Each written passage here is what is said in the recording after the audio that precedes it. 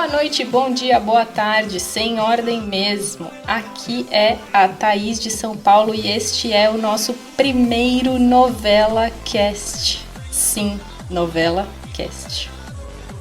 Como eu acabei com a raça da sua mãe! Cala a boca!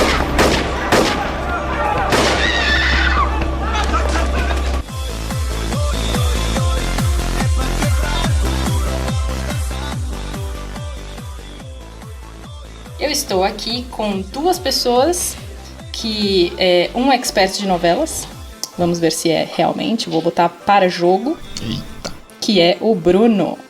Boa noite, bom dia, boa tarde a todos. Aqui é o Bruno Vaz, eu falo aqui de Guarulhos, o grande folhetim de suspense da Grande São Paulo.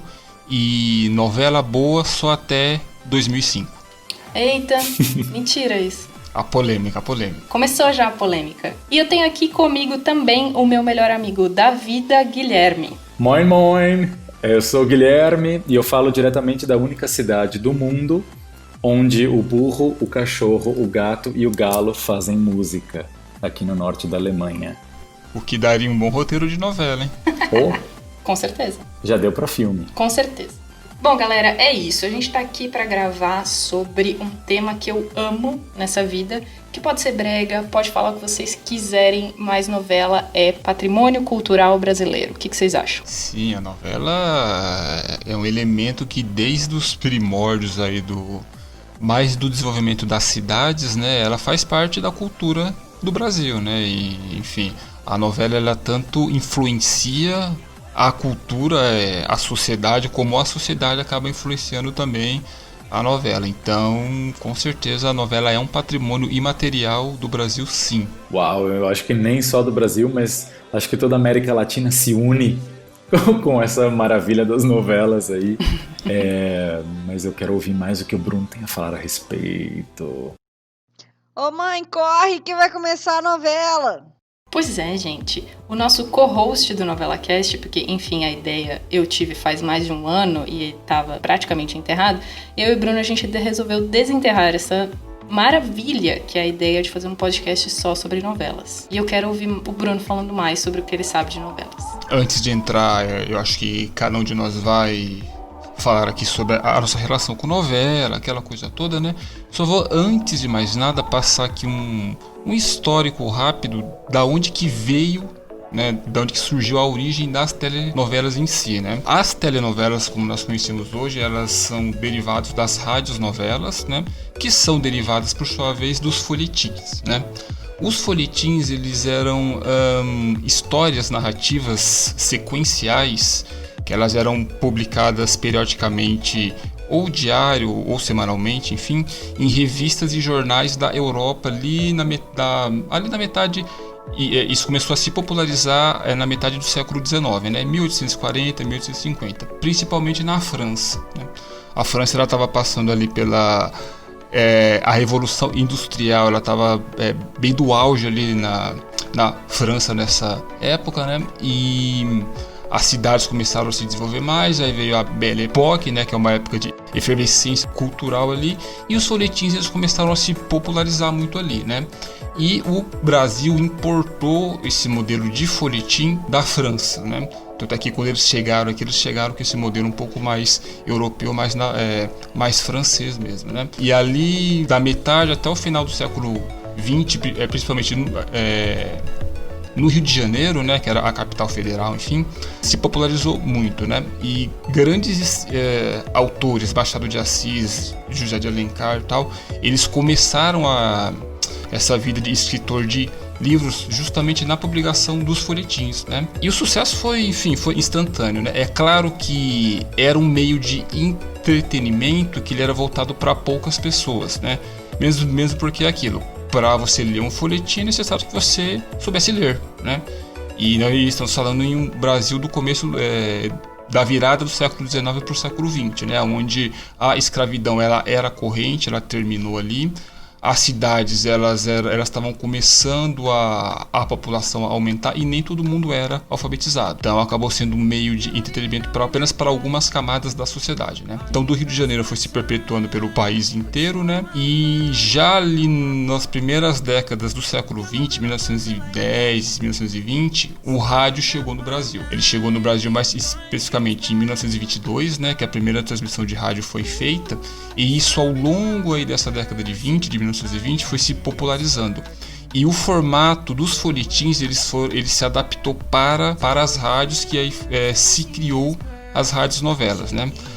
A primeira radionovela que se tem, que a própria ABERT, que é a Associação Brasileira de Rádio e Televisão, ela marca ali que a primeira radionovela foi a rádio Em Busca da Felicidade, né? Que era uma radionovela que foi transmitida ao longo aí da década de 1920 e a década seguinte.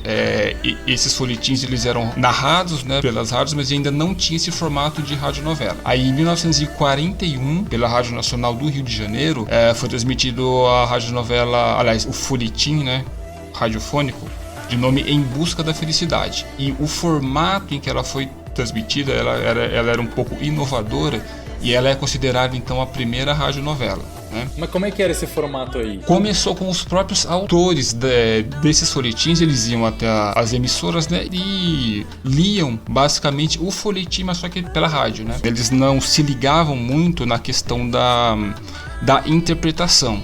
Então eles pegavam o texto e liam, né? Então não tinha ator. Isso. Exatamente. Essa Em Busca da Felicidade foi a primeira em que houve a interpretação. Então foram convidados atores de teatro ali da época, né, para que interpretassem o texto. E aí por isso essa Em Busca da Felicidade, né, ela nasceu como a primeira radionovela por conta disso, porque havia uma carga de interpretação ao ler o texto, né? Mas já faz bastante diferença, né? De você ter uma pessoa narrando um texto que foi escrito para ser livro, foi escrito de um outro jeito, de um formato onde você tem uma pessoa que interpreta aquele papel, a pessoa só faz aquele papel de uma história, por exemplo, que tem assim, 5 personagens, a pessoa faz só um personagem, ela não precisa ler como todos diferentes. Eles já faziam aquelas coisas de efeitos sonoros? Você saberia esse tipo de detalhe? Já tinha o homem andando a cavalo, já fazia? Então foi evoluindo. Né, o barulho da chuva, né? Enfim. Que assim, foi evoluindo. De início, na década de 20, só era realmente uma narração. Alguém pegava e narrava.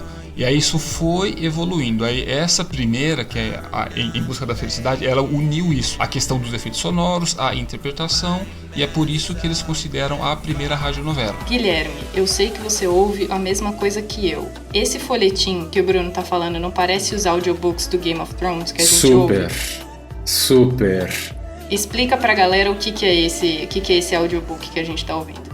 Pois é, gente, olha, eu não sei, vocês que são adeptos de podcast, que estão escutando isso daí, devem talvez ter ouvido já algum audiolivro, não sei o que se chama, audiolivro, acho que chama. A gente, tanto a Thaís quanto eu, ouvimos os audiolivros do Game of Thrones, né, porque a gente tem tanta coisa a fazer no dia a dia e pra ler fica meio chato, então a gente fica ouvindo, e é um narrador só, um leitor, uma pessoa que foi paga para ler isso daí, e ele lê todos os personagens, ele lê a narração também do que está acontecendo, da descrição da cena e tudo mais, e ele de vez em quando até muda um pouquinho, modula um pouco a voz para fazer um personagem ou outro, que depois de um certo tempo você fala, nossa, que ridículo esse senhor. No comecinho você fala, nossa, que ridículo esse senhor fazendo uma voz meio fininha. Mas depois de um tempo passa a ser muito natural. Me lembra muito isso. Eu fiquei imaginando se era assim também. Algumas obras do Asimov, que eu gosto muito dele, eu li, aliás, eu consumi em audiolivro, né? E realmente era assim, é uma narração, né? A pessoa pega, ela narra e por aí vai. Mas se enquadra bem nisso mesmo, como que era essas radiodramatizações, né, que eles chamavam também, mas era bem nesse formato mesmo. Que legal. Então esse Em Busca da Felicidade então, foi considerada aí a primeira radionovela. O formato ganhou muita aceitação do público, né?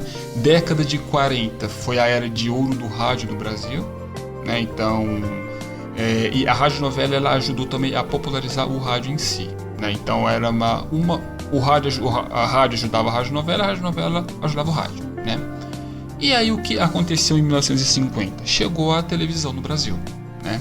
A televisão ela já existia aí pelo mundo, acho que nos Estados Unidos, na Inglaterra e na Alemanha já havia as transmissões por televisão, né?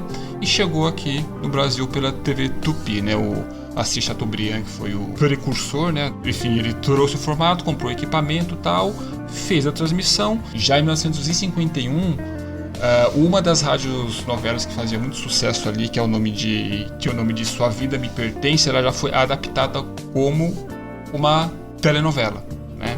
Ela foi exibida de dezembro de 1951 até abril de 52, né? Durou alguns meses apenas, ela tinha 15 capítulos, então era bem curto, né? Era uma coisa bem curta mesmo, e ela era exibida 2 vezes por semana, né?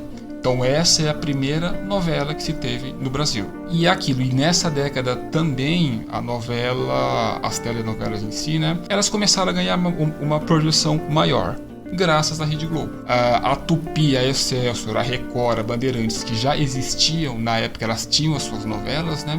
Porém, como a Rede Globo, ela fez uma rede de televisão, então ela pegou, a Rede Globo era do Rio de Janeiro, né? Então ela tinha ali a Rede Globo lá, ok. Havia uma emissora em São Paulo que chamava TV Paulista. Quando ela estava já em processo de falência, a TV Globo do Rio comprou ela, fez a TV Globo São Paulo e eles conseguiram fazer uma rede, né?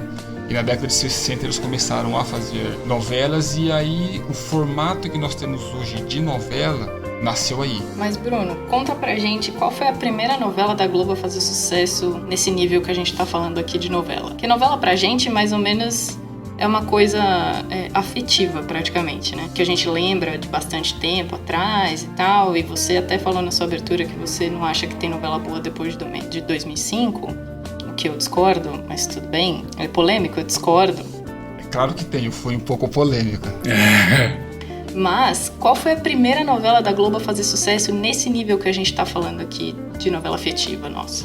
Ou primeira novela, né? Porque a TV Paulista teve novela famosa. Eu lembro de ver em video show quando eu era pequeno, que apareciam umas novelas da TV Paulista, sim. TV Tupi, tinha algumas dessas novelas que eram importantes também. É que essas novelas, elas eram localizadas. Então assim, o raio de transmissão da TV Paulista só era em São Paulo, basicamente, né? A Excelsior São Paulo, né, que ela nasceu aqui, e depois abriram também uma filial, uma retransmissora no Rio de Janeiro. Porém, cada um tinha uma transmissão dela, né? Então, o Rio de Janeiro tinha a programação carioca, com as novelas que só passavam lá, e a daqui aqui. Porém, é aquilo, a criação da rede, a Rede Tupi depois a primeira foi a Globo, né, mas a Tupi também, posteriormente, ela conseguiu fazer essa cadeia de rede, e aí eles conseguiram transmitir a mesma programação, independente do local que ela seria feita, né, mas para o país inteiro. Então a primeira nacional assim foi na Globo já, é isso? Isso. E qual que é então? Eu não sei. Ô mãe, corre que vai começar a novela. Por que o Bruno acha que não tem novela boa depois de 2005? Não tem novela boa, assim, na verdade eu acho que eu até devo mudar essa abertura, porque na verdade eu parei de assistir novela em 2005. Ah, eu também. Não, parou o cacete, Guilherme. Não, eu parei, aí eu assisti, a única que eu assisti depois foi a Avenida Brasil, mas depois disso eu não, entre 2005 e Avenida Brasil eu não assisti. Você não assistiu Caminho das Índias comigo? Mas isso foi antes de 2005, foi antes da gente se formar. Imagina, Caminho das Índias 2009. Sério? Nossa, Tô falando sério. Tá vendo? As pessoas não têm noção. As pessoas põem a novela num lugar afetivo, que parece 1000 anos que passou o negócio. A Avenida Brasil foi 2012. Isso eu sei, Não, que assim, a última novela que eu assisti por completo foi A Favorita. Ixi. Que, posso contar, Bruno, é do mesmo, sei lá, alguém da produção é da mesma da Avenida Brasil. É o João Emanuel Carneiro que é o autor. Isso, o autor, né? O que eu queria falar, a hora que você termina o histórico, que é por que vocês acham que a população brasileira gosta tanto de novela? Não, pra começar, antes de vocês responderem, quem vocês acham que é o maior público de novela? Pra depois a gente chegar num ponto de por que eu, Thaís, acho que a população brasileira gosta tanto de novela. Assim, como eu disse, eu não vejo novela já tem na base de uns 10 a 15 anos, né? Mas assim, hoje, pelo que eu vejo, o maior público de novela ainda continua sendo o público original, que geralmente são mulheres, né, que veem novela, é mesmo que aquilo, é o que eu sempre quando eu ouço alguém comentar de novela hoje na rua, no ônibus, no trabalho e tal, são mulheres que estão falando sobre novela. O público hoje eu ainda acho que são mulheres um pouco mais velhas, que ainda esse público na verdade ele é mantido, né? Que essas mulheres que hoje são um pouco mais velhas, elas assistem novelas porque quando elas eram jovens, década de 90, década de 80, 70, enfim que seja, foi o auge das novelas. Então eu acho que meio elas mantiveram essa tradição de continuar assistindo, de acompanhar as novelas, né? Então eu acho que o público hoje ainda é um público mais feminino, numa faixa etária aí acima de uns 40, 50 anos. Eu chutaria a mesma coisa. Eu não tenho o mesmo embasamento que o Bruno, mas eu chutaria a mesma coisa. Que, né, pelo que eu vejo toda vez que eu tô por aí, converso também. Se eu for falar de novela, não vai ser... Bom, se bem que minha família tem bastante homem que assiste, mas, no geral, eu tenho a impressão de que são mais as mães dos meus amigos que assistem. As mães dos meus amigos estão na faixa dos 60 anos. É claro que, assim, esse público também, ao meu ver, ele sempre, assim, ao meu ver, claro, vai ser mais feminino do que masculino, né? E é claro que na minha época, quando eu era menor, isso aí é década de 90 mesmo, o público era quem assistia televisão em casa. Minha mãe e minha avó, eu e meu irmão. Nós éramos pequenos, né? Com o tempo é aquilo, eu e meu irmão, nós não vemos mais novela, mas a minha mãe ainda continua vendo novela. A minha avó já faleceu, mas até antes dela falecer, ela via novela religiosamente de segunda a sexta, de segunda a sábado, né? Então ela via todos os dias. Então por isso que eu creio que o público ele ainda é feminino, uma faixa etária um pouco mais avançada. Pra você, Thaís, que é a única moça. Olha, posso irritar um pouco? Novela Cast On The Making. Eu fui atrás de uma pesquisa que eu também não... Olha, sinceramente, eu não acho que tem tanta credibilidade, mas o resultado dela bate com o que a gente tá falando. Mas eu não tenho muita credibilidade no órgão que fez a pesquisa. Veja que chama Cantar Ibope Media. Alright. Ok, não sei. Cantar, tá. Enfim, não consigo acreditar muito nisso, mas como vai perto do que a gente tá falando, a gente usa pro que a gente precisa, veja. Ele fez uma pesquisa falando daquela novela Segundo Sol, que passou na Globo em 2018. Eu achei uma novela ótima e a minha mãe, que assiste mais novela do que eu, achou uma novela uma merda. Não assistiu, ela parou de assistir, foi assistir outra coisa no horário que eu achei bem estranho pra ela. É uma novela do João Emanuel Carneiro também, e essa pesquisa tá dizendo que 62% do público era feito de mulheres. Muito pouco não, né? Quase 40% de homens. Aí, vou falar a idade. Que idade vocês imaginam de que é a idade de alguém que assiste novela? Bom, de acordo com a sua anedota, eu chutaria então que eram mulheres Exato. mais jovens. E eu, assim, pelo que você falou, eu também queria que a faixa etária seja um pouco menor até daquela que eu imagino, sei lá, abaixo dos 40 anos, vamos colocar assim. Boa. Bingo. E aí? Eles dividiram em 3 categorias. 27% do público está na faixa etária entre 35 e 49 anos, ou seja, eu e você, Guilherme. O Bruno, eu acho que não tá nessa parte, tá? Eu tô com 34, tô chegando. Aí, tá chegando. Eu e o Guilherme, a gente já tá nessa faixa etária. Já. 18% tem de 50 a 59 anos e 24% tem 60 ou mais. Ou seja, a galera mais jovem tá competindo com a galera mais velha. Tipo, a galera do meio, aí, vê menos novela do que essas duas. O que pode parecer uma coisa estranha. Mas o que eu acho é que essa galera de 60 anos ou mais assiste novela junto com os jovens, que é o que aconteceu comigo, que é o que aconteceu com a minha mãe, junto com a minha avó. Então, o hábito de assistir novela foi indo junto com o idoso. Então, o idoso faz o jovem assistir a novela e aí o jovem adquire o hábito de assistir novela e continua. O que vocês acham? Mas será que essa novela específica... Essa pesquisa era para essa novela especificamente? Eles fizeram para outras e eu acho muito engraçado, eu vou falar do resto também. Mas pode falar, Guilherme, o que você quer. Eu ia perguntar do tema, porque essa novela eu não sei do que se tratava. Essa Sei novela... que tocava a música da Cássia Eller no começo. Então, essa novela era uma novela daquele jeito Projac de fazer o Nordeste. Pega todos os atores do Sudeste e bota pra trabalhar no Nordeste, fazendo sotaque falso. Foi a novela que se passava em Salvador. Isso. Sim, que tinha até aquele menino bonito Chay que Suede. fez um sotaque ótimo. Chay Suede, Isso. amo Chay Suede. Os meus amigos todos de Salvador falaram que o sotaque dele estava Ele é ótimo ótimo. de soteropolitano. Enfim. Foi essa novela, tá. Foi essa. E assim, eu particularmente, eu sei que pode parecer ruim, mas eu gosto dessa novela escrachada da Globo, por mais que eu veja que, tipo, é tudo falso, que não são sotaques de verdade, que não são, tipo, que são estereótipos do Nordeste, do Norte, tudo, então eu entendo, mas particularmente eu gosto. É como o pessoal do Sul vê o Norte, né? Basicamente. Exato. Você acha que tem você acha que a baixa audiência dessa novela tem alguma coisa a ver com o excesso de demonstração da rotina nordestina e não ter nada a ver com São Paulo ou Rio de Janeiro? Porque muita gente no Sudeste ainda tem dificuldade de se relacionar com a cultura que não é a deles, né? Sim.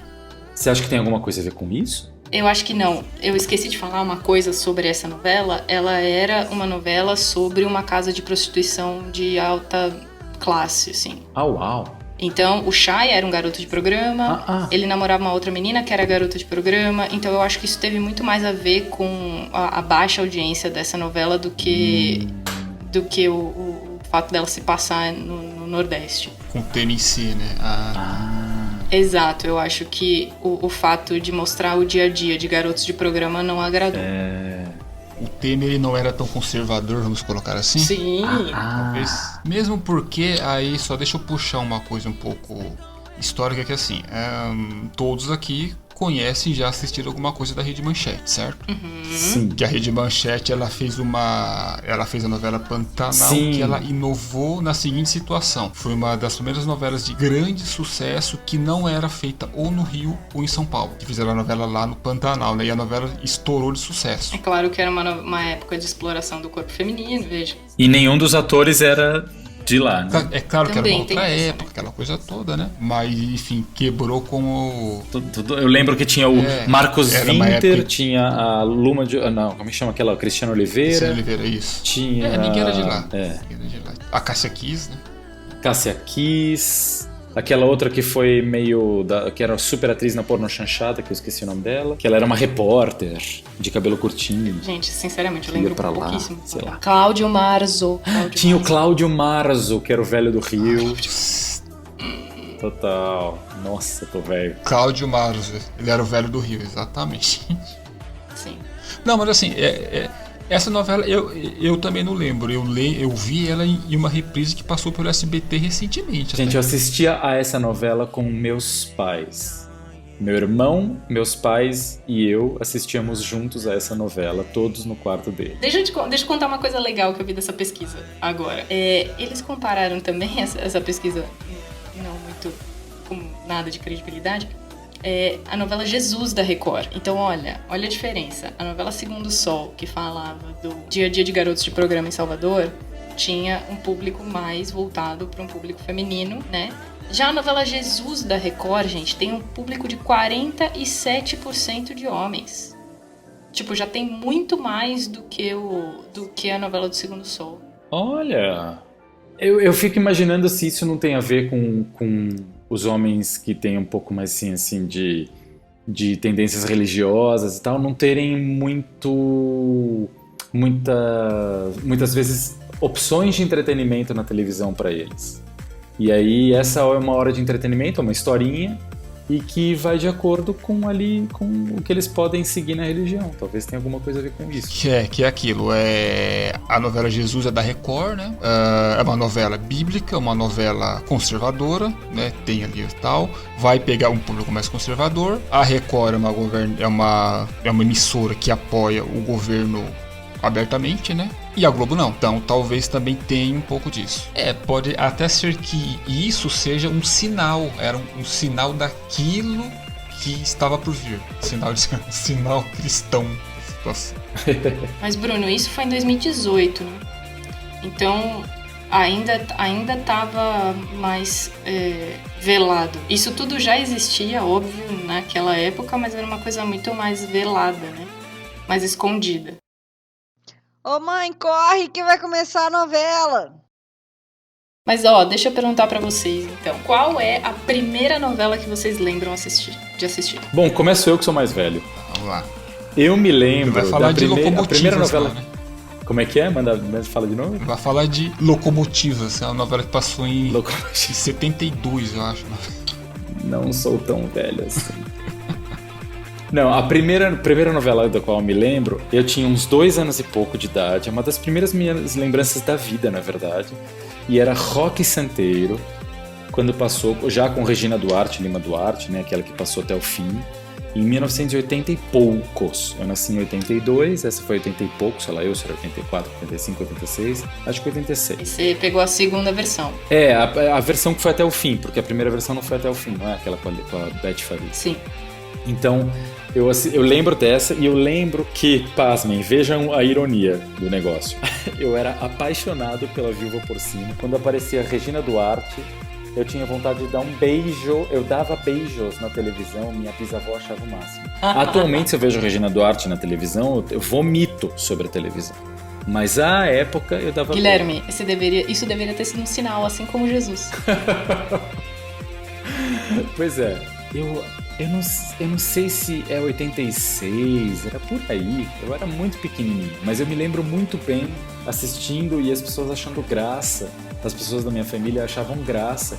Eu ficava tão embevecido pela Viúva Porcina, porque ela era uma mulher extravagante, falava alto, e eu, como bom garoto gay, que já desde muito pequeno era muito diferente, a gente já sabe dessas coisas quando é muito pequenininho, já tinha fascinação pela mulher forte.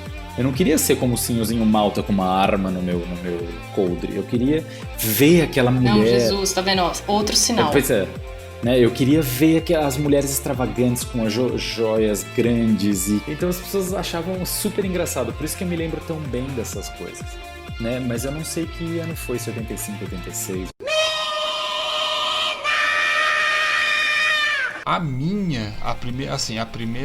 Os primeiros flashes de novela que eu lembro bem, foi do Que Rei Sou Eu. Nossa, Que Rei Sou Eu era muito legal. 89, né? Que Rei Sou Eu. 89 para 90, que eu me lembro bem que foi ali que quando eu comecei a ter percepção das coisas, né? Eu comecei a me entender como gente, vamos colocar assim, que eu via... Enfim, que eu começo a ter lembranças do que eu via no jornal, aquela coisa toda, e eu me lembro muito bem da novela Que Rei Sou Eu, que era uma novela também que ela era um pouco polêmica, né, pra época dela, mas eu me lembro bem, eu gostava muito do Ravengar. Claro. Porque eu gosto muito dos vilões, de tudo que eu vejo, Óbvio. leio, eu gosto dos vilões, evidentemente eu gosto do Ravengar, né. Eu tenho uma história curiosa com essa novela, porque foi a primeira vez que eu notei que atores eram atores e que os personagens não eram reais, porque o ator que fazia o Ravengar à época, que era o Antônio Bujamra, ele é primo da minha avó, né? Ele é meu primo. Olha a família. E aí, então, pois é, e minha família assistia aquilo e falava, pronto, ele é o primo da sua avó e tal. Então foi assim que eu comecei a notar que os personagens da televisão não eram realmente aquelas pessoas não eram reais, e sim atores. Mesmo assim eu amava a novela. Eu comecei a gostar muito de Que Rei Sou Eu, eu não entendia muito o que estava acontecendo, porque eu era pequena, e eu não entendia a história, mas pra mim as fantasias eram lindas, sabe? Ah, sim. Não, aquela novela, ela era tudo muito boa, que tem a questão da fantasia. É claro que na época eu tinha 4 anos de idade, eu também não ia entender exatamente a história, que era uma sátira política da época, né? Fui entender depois, Vale a Pena Ver de Novo, tal. Talvez um remake. É que se a Globo fizer um remake dessa novela hoje, não vai dar certo, né? Mas enfim, é uma... Não, vai ser tipo, o nível de remake que ela vai fazer vai ser Beijo do Vampiro pra fazer remake a la Vamp. Não, e assim que mudar a audiência, tiver mais ou menos reação de acordo com um ator ou outro, eles vão mudar a história completamente. Então...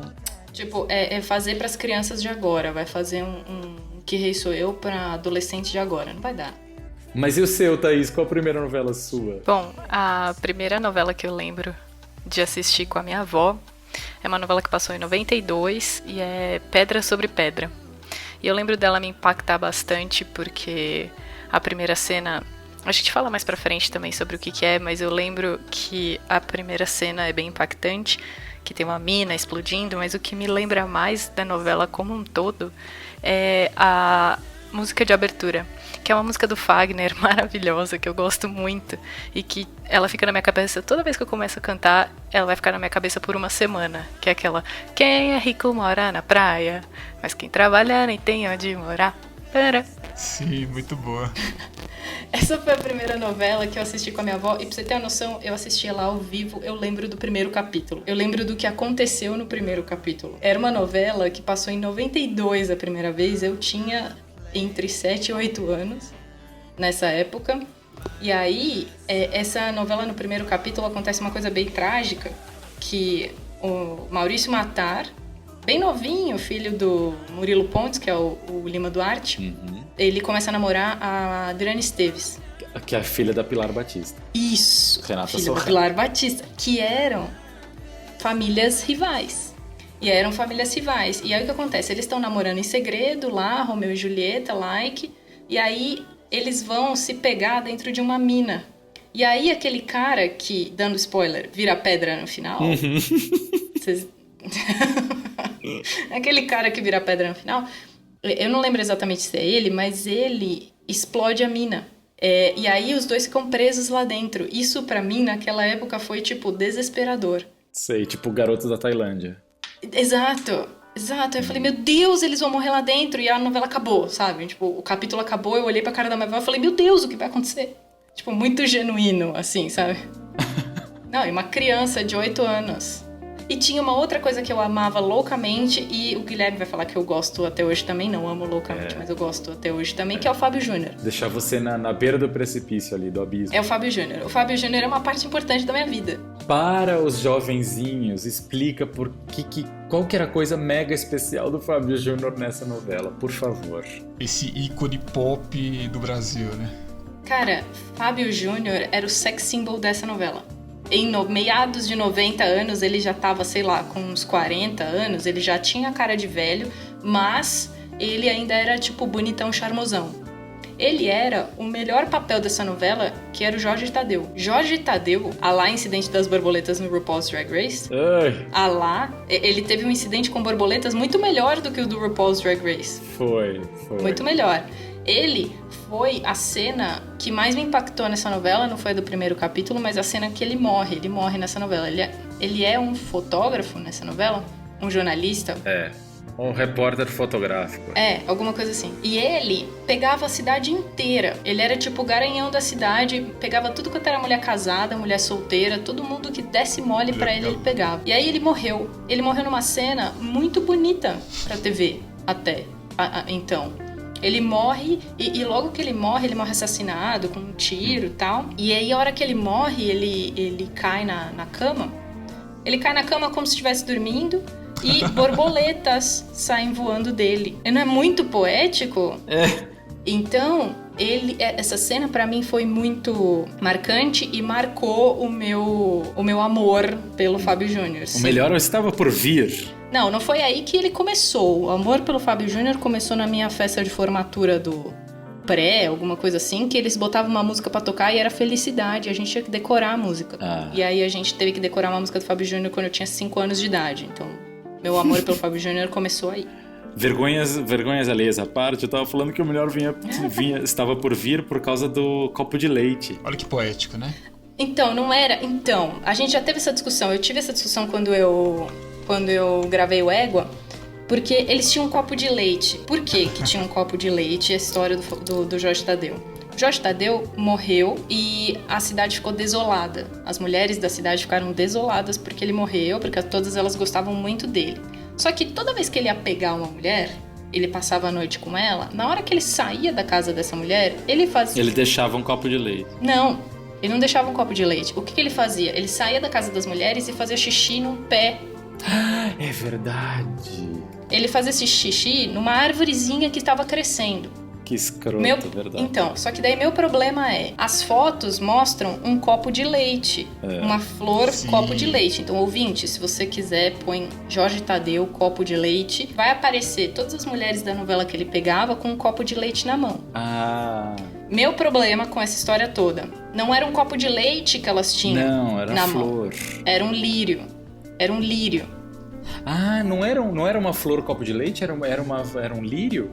Depois que o Jorge Tadeu morreu, a cidade ficou desolada, as mulheres da cidade ficaram desoladas e ficaram sofrendo muito porque ele morreu. Depois que ele saía da casa das mulheres à noite, ele fazia xixi numa arvorezinha. Essa arvorezinha cresceu e depois que ele morreu, as mulheres, muito desoladas, queriam ficar com ele de qualquer jeito. Não sei como, em algum momento elas comeram a flor dessa árvore, que na novela era um lírio. E lírio é alucinógeno. Tipo, na vida real, fora da novela, fora do universo Pedra sobre Pedra, lírios são alucinógenos. Então batia tudo com a ideia do lírio ser alucinógeno. A mulher comia o lírio que cresceu na árvore que o Jorge Tadeu mijou a vida inteira. E aí, de noite, ela sonhava com o Jorge Tadeu. Essa era a melhor parte da novela.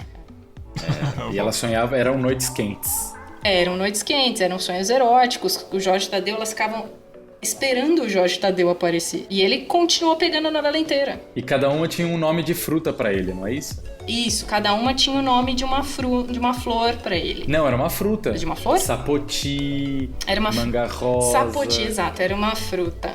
Era uma fruta, isso. Cada uma tinha um nome de uma fruta. E aí era a... Como é que chama? Isadora Ribeiro. Isadora Ribeiro, eu lembro dela subir, André Beltrão, subindo na árvore que cresceu muito depois que o Jorge Tadeu morreu. Tipo, indo de camisola, enfim, exploração. Indo de camisola, subir, tipo, meu Deus, tô tarada no Jorge Tadeu, vou lá pegar uma árvore e vou sonhar com ele. Essa novela se passava na Chapada Diamantina. Pois é, cara, tipo, tudo bem, desculpa. Nas quentes noites do Nordeste, né, as mulheradas saíam à noite pra Tá difícil. Então, agora que eu falei isso tudo, meu amor pelo Jorge Tadeu tá diminuindo um pouco, veja. Então, o mito Fábio Júnior ainda existe na minha cabeça. Ô mãe, corre que vai começar a novela. Nós falamos aqui da primeira novela que a gente lembra, né? E quais as cenas das novelas mais impactantes pra vocês? Bom, a minha foi a do Jorge Tadeu. Já emendei uma na outra. A primeira novela que eu lembro tem a cena mais impactante pra mim, que é a morte do Jorge Tadeu. Aquela que ele morreu e virou borboleta? E saindo borboleta dele. A minha você disse, Thaís, que é o Em Pedra sobre Pedra, né? Do homem que vira pedra no final. É justamente essa cena mais assim, foi a mais impactante pra mim, que eu era pequeno, né? Tava vendo a novela. Aí do nada o vilão dessa novela é o Cândido Alegria, né? Da Pedra sobre Pedra. Ele é interpretado pelo Armando Bogos, que já faleceu, né? Armando Bogos. Isso, ator que já faleceu já. E antes dele ter esse fim, eu me lembro que ele se encontra com o pessoal que tá perseguindo ele, né? E ele começa meio que a evocar o demônio. E ele chama o demônio de várias palavras. Ele chama de diabo, do pé chato, o caramunhão. E, caramunhão. Não, assim, Caramunhão ele fala é vários sinônimos do diabo. Oi? Caramunhão ainda vem em outra novela. E que aparece, né, em outro, enfim. E ele fala, aí todos os mocinhos da novela perseguindo ele, né? Até que ele chega em um determinado local, ele sobe em cima de um morrinho, ele fala algumas coisas, ele vai jogar uma bomba, uma granada ou algo do tipo. Aí eu não sei exatamente o que acontece, que ele vira pedra. E eu fiquei com aquilo na cabeça durante anos. Como que aquele homem virou pedra? Entendeu? Aí foi a cena assim foi a mais impactante, porque o que veio depois eu já era um pouco maior, né? Então eu já entendia, mas a mais impactante foi o Cândido Alegria virando pedra em pedra sobre pedra. E você, Guilherme? Eu tenho de muito impactante pra mim, eu tenho muitas na verdade, mas porque a minha família sempre foi muito noveleira, incluindo meu pai, né? Apesar das estatísticas dizerem que a maioria do público é feminino, meu pai sempre foi muito noveleiro. E não perdia, e gravava no videocassete. Você tinha festa da família, deixava gravando no videocassete. E aí nós assistíamos ao episódio no dia seguinte, ou até no mesmo dia, ao capítulo no dia seguinte, ou até no mesmo dia, depois de voltar da festa.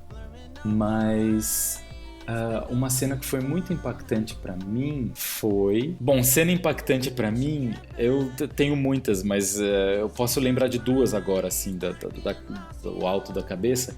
Uma delas é a Tieta sendo expulsa de casa, apanhando do pai e sendo expulsa. Sim. sendo chamada de Kenga na frente de todo mundo, tendo que sair de casa. E eu tinha aquela impressão Meu de Deus. que o pai e a mãe são Essa aqueles que cena. dão amor pra gente, incondicional, né? E eu lembro dela sendo expulsa, aquilo pra mim foi uma coisa muito chocante. E eu assisti ainda quando pequeno, sabe? Porque ela tava simplesmente dando um beijo a um menino. Então eu fiquei bem... Aquilo foi bem impactante pra mim. Uma outra cena que foi bem impactante foi quando a Odette Roitman foi morta. Porque eu me lembro... imagina, eu já tinha idade pra assistir novela, já estava assistindo essa novela. E eu lembro que ela era uma personagem importantíssima, super poderosa, acima do bem e do mal, porque ela tinha dinheiro, esnobava tudo. E isso era perceptível até para uma criança. Eu tinha, sei lá, 7 anos na época. E aí, de repente, ela estava num apartamento dela, num flat, num hotel, acho que é flat dela, e ela é assassinada do nada. Ela morre. Né? Ela leva um tiro e morre. Alguém chega e dá uns pipocos nela. Foi, e aí virou Quem um matou super a Odette mistério, né? Que foi seguindo o famoso Quem Matou Salomão Ayala, que era muito antes de eu nascer. Mas... Quem matou Linneu. Exato. Quem matou o Linneu. Então foi uma coisa bem impactante pra mim. Tem muitas outras. Tem uma outra... Ai, só mais uma, desculpa. Vai, manda Por aí. favor. Tinha uma novela chamada Meu Bem, Meu Mal. Você Sim, lembra? Meu Bem, Meu Mal. bem, Meu meu Bem, Meu Mal. Zé. E o Lima Duarte... Você vai falar daquela cena que eu tô pensando, né? O Lima Duarte, ele era o dono de uma holding, de uma empresa que tem diversas outras empresas dentro dela, e ele era muito rico. Dom Lázaro Venturini. Exatamente, Lázaro Venturini. Nossa, Guilherme, E ele era me muito assustou rico, agora que você e sabe o que é aí, isso. Um dia ele sofre um derrame. E ele fica no hospital por muito tempo sem falar, meio estado quase vegetativo, assim. Né, ele olhava, não era vegetativo, mas ele olhava para as pessoas e não tinha reação quase não seguia as pessoas com os olhos, mas estava lá. E a gente nota a partir de certo ponto que ele começa a ter consciência, bastante consciência daquilo tudo que está se passando ao redor dele. E os personagens todos ficam, achando que ele não está ouvindo, então falam horrores para ele e tudo se descortina à frente dele, todas as tramóias. E uma certa hora a enfermeira, que eu não me lembro o nome dela, mas ela é uma senhora muito simpática que fazia escolinha do professor Raimundo. Era a dona Catifunda, gente, que da hora isso. Isso, a dona Catifunda, exatamente, da escolinha do professor Raimundo. Ela era enfermeira. E aí ela tá falando com ele assim, senhor Lázaro, você prefere melão ou mamão? Claro que o senhor prefere mamão. E ela vai saindo do quarto. E ele vira e fala, ainda com a voz bem debilitada, né, do derrame, fala, enfermeira, eu prefiro melão. Aquilo foi chocante pra todo mundo. Assim. Eu prefiro... Sim. Exato. Isso aí virou meme depois. Né? Virou. O homem é surdo que nem uma porta e eu fico fazendo pergunta. Vou trazer mamão. Eu quero melão.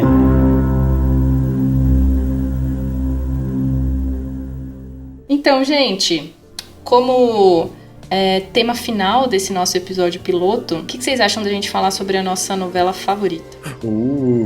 Sensacional. Então, Bruno, conta a sua novela favorita, por favor. Vamos lá, minha novela favorita até hoje é A Próxima Vítima. Tá? Por que A Próxima Adoro. Vítima ela é a minha favorita? Primeiro que ela...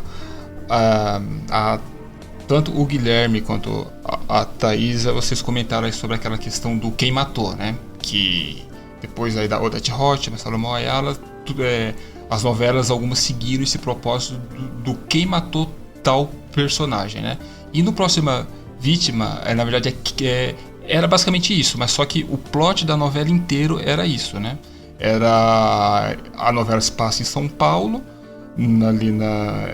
aborda ali a família Ferreto, que é dono de um frigorífico, isso. E tem uma outra família que é a família da Suzana Vieira, que eu esqueci o nome dela na novela agora. Que eu sei, ela era mineira, mas ela dava uma de italiana sempre, né? Porque ela tinha isso. Ela falava mamma mia e tal, só que na novela... A Próxima Vítima era da Bonitona do Morumbi? Isso, essa mesmo. Isso. Pronto. Isso, exatamente. Lembrei. E a pauta da novela era, alguns personagens, eles eram assassinados, né? Então, esses personagens, a princípio, eles não tinham ligação. É claro que conforme a novela vai se passando, né? vai ali meio que costurando a ligação que um tem com o outro. E essa novela, por ter essa... o plot dela é de um filme, é de um seriado, basicamente, né? Então, porque além de você ver todas as histórias da novela, você também tem aquela questão de costurar a ligação de quem está sendo assassinado para tentar no final descobrir quem é o assassino, né? E essa novela, ela também, eu me lembro que na época dela, ela parou o Brasil também, porque todo mundo queria saber quem era o assassino, né? Tal. Tanto é que o autor dela é o Silvio de Abreu, né? Que é o autor da Globo, que faz novelas em São Paulo. Ele fez vários finais, né? Até pra tentar manter o segredo de... Mas vocês lembram quem era o do primeiro? Eu lembro. Lembro, sim. Era o... Pode dar Cecil spoiler, Thierry. não? Exatamente, era o Cecil Thierry, exatamente. O Adalberto.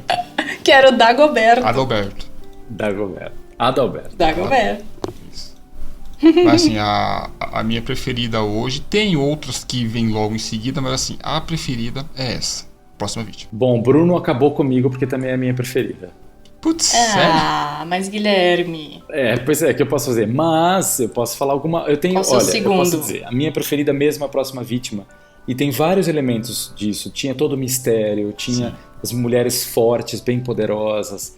Tinha a Cláudia Hanna, que era toda sedutora. Tinha a Aracy Balabanian, que era tipo uma matriarca mega importante. Filomena tinha Ferreto. Ioná Magalhães. Oi?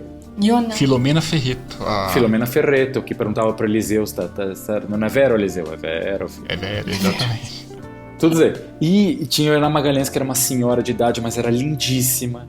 Tinha a Suzana enfim, Vieira era mesmo, muito, né? muito bacana. Sim. Tinha os primeiros personagens gays. Exatamente. Eu já me identificava, já achava difícil que eles estavam passando tanta dificuldade só por, né, um menino gostava de um menino, e daí? Então, mas deixa eu te contar uma coisa de bastidores. Como é que ele chama o menino? O ator? Casado agora com André...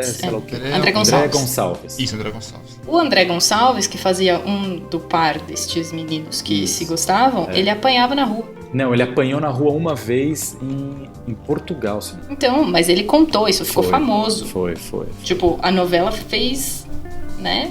E o Louis Sucesso. Mendes, que é o outro ator, que fazia o outro era o Sandrinho e o Jefferson, acho que era isso. Sandrinho. E o Louis Mendes, ele teve bastante dificuldade depois para achar outros papéis. Primeiro porque ele é negro e a gente sabe como é difícil, como era difícil, e ainda é, mas enfim, como foi muito difícil na década de 90 e começo dos 2000 eles arranjarem papéis importantes em novelas. E segundo porque fez um papel de um gay, né, e fica muito estigmatizado. Mas a outra coisa que me atraiu 95, muito nessa novela né? é que se passou em São Paulo. Foi a primeira super novela de sucesso das 8, que era uma novela de mais prestígio, que se passava em São Paulo. E eu, como paulistano, nunca entendia o porquê de nada passar em São Paulo. Porque ou era Rio ou no Nordeste, nessa época. Né? Exatamente. Agora, uma outra novela que eu posso dizer que para mim foi muito importante foi Vamp. E ela, na dramaturgia, ela não é tão especial, mas o que foi importante para mim da Vamp, e por que ela é uma das minhas favoritas, é que ela foi a primeira novela a qual eu assistia e os meus pais não. Nossa! Para os meus pais era tamanha bobagem uma história de vampiros e ainda meio de comédia, que foi a primeira novela que os meus amigos e eu assistíamos e que os meus pais não. Então meio que representou uma certa independência. Uma certa rebeldia ali, né? Mas e a sua, Thaís? Bom, a minha novela preferida não tem a ver com a minha infância. Eu já era bem adulta na época que essa novela passou. É uma novela depois que o Bruno parou de assistir a novela. Então, ele vai falar que é ruim, provavelmente. Não sei, eu não vi. A minha novela favorita é Caminho das Índias. Ela é brega do começo ao fim. Ela é muito brega. Alibaba. Mas é assim, e agora eu tô pagando a minha língua, porque uma das coisas que eu gostava muito nessa novela é um problema muito grande agora, que eu gostava muito do Márcio Garcia. Agora, não, tá? Só pra dizer isso, agora não gosto do Márcio Garcia. Mas eu gosto. Só pra deixar bem estabelecido. Pra deixar bem claro que, sim, parte do que essa novela foi pra mim, foi pro lixo agora. Essa novela era legal pra mim porque ela começava, não sei se vocês ouvintes assistiram ela por completo, ou assistiram algumas breguices dela no meio do caminho e não lembram do comecinho. Ela começa com uma história muito legal de um menino que nas castas indianas ele é um Dalit, ou seja, ele é intocável, mas ele é o pior das castas todas. Ele é tipo a sujeira entre o pé das pessoas e o chão. E ele se apaixona por uma menina que é uma casta muito mais pra cima dele, mas muito mais, assim. E ele foi criado por uma família que não é da mesma casta que ele, mas eles meio que adotaram ele pra cuidar. Uma família Brahmani. Então, o Barruan é o Brahmani, o Lima Duarte era o Brahmani. Então, o Lima Duarte, que era tipo um cara super pra frente, ele não tinha problema nenhum com as castas, ele adotou esse menino que pra casta deles era alguém que só ia ficar perdido na vida. Adotou o menino cresceu, estudou nas melhores escolas e tal, não sei o que, cresceu, virou uma pessoa de sucesso e ele começou a se relacionar com uma menina umas castas um pouquinho pra baixo da Brahmani, que é a Maia, que é a Juliana Paz. E eles se encontram, namoro à primeira vista, aquela coisa e tal, só que o Panaca não diz que ele é um Dalit. Ele mente logo no começo. E aí ela se apaixona por ele e a ideia no começo eu achei muito legal dela se apaixonar por alguém sem saber exatamente isso e depois ele contar pra ela. Só que daí ele conta pra ela depois que os dois já transaram e ela está grávida. É verdade. E ela não sabe que tá grávida ainda. E ela tá tentando fugir, ao mesmo tempo que eles estão juntos, tentando ficar juntos, mesmo ele sendo um Dalit, ela tá tentando fugir de um casamento arranjado que o sacerdote da cidade que eles moram lá, do bairro onde eles moram, fez um casamento arranjado com a família do Tony Ramos, que é o ator coringa de todas as nacionalidades. Sim, ele faz grego, turco, libanês, ele já foi grego, italiano. Exato. Né? Indiano. Eu não quero dar opiniões polêmicas hoje, mas Tony Ramos tem muitas ressalvas. Muitas ressalvas. Calma que nós faremos algum cast pra abordar isso, com certeza. O sacerdote da cidade deles, do bairro onde eles moram, resolveu juntar a família do Tony Ramos com a família da Maia. E aí, juntando os filhos. Só que aí a Maia tá querendo ficar com o Dalit, transou com ele, ficou grávida e tá numa cilada, completamente cilada, Bino. Completa. E o Raj, com quem eles estão tentando fazer esse casamento arranjado, também tá numa cilada, porque ele trabalha no Brasil, ele é indiano, mas tipo, tem empresas junto com galera daqui do Brasil, namorava uma menina aqui no Rio de Janeiro, engravidou a menina. Também, tipo, cilada. Mas ele Bino, gostava os dois na dela, cilada, né? Bino. Ele gostava, os dois gostavam de outras pessoas. Então, isso, no começo, eu achei, puta, que história legal, né? Vai mostrar que não tem problema a menina ficar com o Dalit, não tem problema o cara ficar com uma menina que não tem os mesmos costumes, não tem a mesma cultura, tal. Eu achei, né? Trouxa. Não é bem assim, né? Trouxa, porque daí virou uma novela comum da Glória Pérez de ponte aérea entre Brasil e país, Então, eu tenho uma coisa quando as pessoas falam que as coisas são brega. Eu não acho brega ruim, só o disclaimer. Eu não acho brega uma coisa ruim, eu acho brega uma característica que não é ruim pra mim. Então você pode falar que a novela é brega o quanto quiser, tipo Clone. Clone também é brega pra caralho. Eu acho ótimo. Ô mãe, corre que vai começar a novela. Eu queria que os meus convidados de hoje, o meu convidado e meu co-host, falassem um pouquinho de onde a gente consegue encontrá-los nessa internet de meu Deus. Guilherme, pode ir. Bom, eu tenho um sobrenome desgraçado, muito difícil de soletrar, mas vocês podem encontrar de alguma forma no Instagram, talvez, por Guilherme Abuchala. Daí quando vocês começarem a escrever Abuchala, quando chegar no Abuchá, já vai aparecer eu. Porque senão... vai estar linkado. Vai estar linkado, então vai estar linkado, eu ponho o link. No Instagram é o jeito mais fácil de me achar. E Bruno, como é que a gente te acha? Agora com host no NovelaCast. Bem, pessoal, primeiramente, muito obrigado por essa primeira gravação, né? Novela é um tema que eu gosto muito. Não só novela, como, por exemplo, minisséries brasileiras também, né? E se futuramente se a gente puder falar de uma ou outra também seria muito bom. Agradeço a Thaís pelo convite, né? Ela já tinha essa ideia. E ali nos labirintos do EguaCast, né? A gente se encontrou ali e tal, aí surgiu a ideia, então vou co-hostear aqui com ela. Vocês me acham Bruno Vaz, né? Vaz, sabem aquela cerveja tipo Vaz? Então, escreve daquele jeito. Bruno Vaz, que é a cerveja branca. Né? Mais Bruno fácil, Vaz. né? Eu tô no Facebook. A gente tem os sobrenomes desgraçados, os três. Exatamente, né? No Facebook, Bruno Vaz. No Instagram, Bruno Vaz. Eu também tenho uma web rádio, tá? O web rádio é Urbano Web Rádio Guarulhos. Se vocês quiserem ouvir um pouco da minha voz na programação ao vivo, aí é só procurarem Urbano Web Rádio Guarulhos. Legal. E é isso aí. E você, Thaís, como nós lhe encontramos pelas internets de Charles Darwin? Bom, Ei! eita, Lele.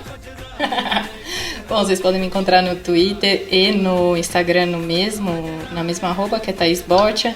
E vai estar linkado lá, porque o sobrenome também é desgraçado. E pode seguir o NovelaCast tanto no Twitter, NovelaCast, bonitinho assim, do jeito que fala, e no Instagram também, NovelaCast. A gente espera vocês para falar mais sobre esse patrimônio cultural brasileiro em um próximo episódio. Um beijo. Um beijo, tchau, tchau. Beijos! Ah, eu não sou muito noveleiro, não. Eu só assisto algumas coisas. Mas você viu quem matou o Linneu?